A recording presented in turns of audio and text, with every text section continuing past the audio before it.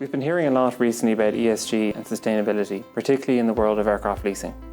Most large European and private companies will soon be subject to mandatory reporting requirements under the EU CSRD. I'm joined here today by my colleague Sean MacHale, who is head of our Sustainable Finance division in EY.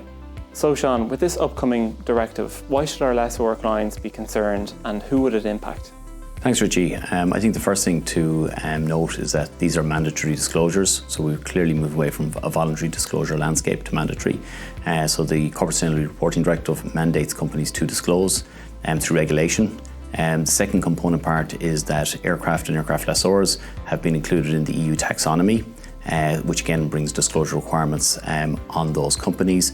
And I think the third part then is the European framework has extraterritorial effects in 2028 and 2029. So even if you're not in the EU, you can be brought in under the directive. And of course, many of our clients are global, so they should be looking through the ISSB framework and of course the SEC requirements for sustainability reporting. So it's really important that they look at it in the round and they look across them to make sure that they're building out a cohesive ESG reporting framework. It's a lot of considerations for our clients to work through. So for our lessors, what should be the starting point for their consideration of disclosures? Well, I think the first thing for them to understand is what applies to them from a mandatory perspective. I think secondly then is to look at the commonality across those disclosures. And of course then the third component part is to conduct a very thorough double materiality assessment, because that's one of the key drivers, both in terms of the CSRD directive and also ISSB. So it's really important that they spend some time looking at that, whilst of course making sure that they do the exercise once and solve for all. So that'll be a clear advice that we would give clients. There's obviously a number of technological constraints, such as the lack of a battery that can take an aircraft over a long distance, or scalability when it comes to sustainable aviation fuel. So what kind of a challenge do you think that presents to the industry?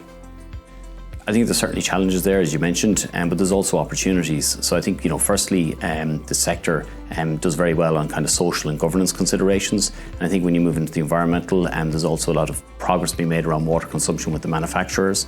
And then I think, specifically around decarbonisation, the sector can play a key role in terms of driving advancement, both in terms of the use of sustainable aviation fuel, but also through their order book in terms of driving those technological advancements that are required around hydrogen as perhaps being the long-term solution, but also around just general aircraft efficiencies. So I think the sector absolutely can play a very, very positive role in that, in driving that behaviour and of course the subsequent change.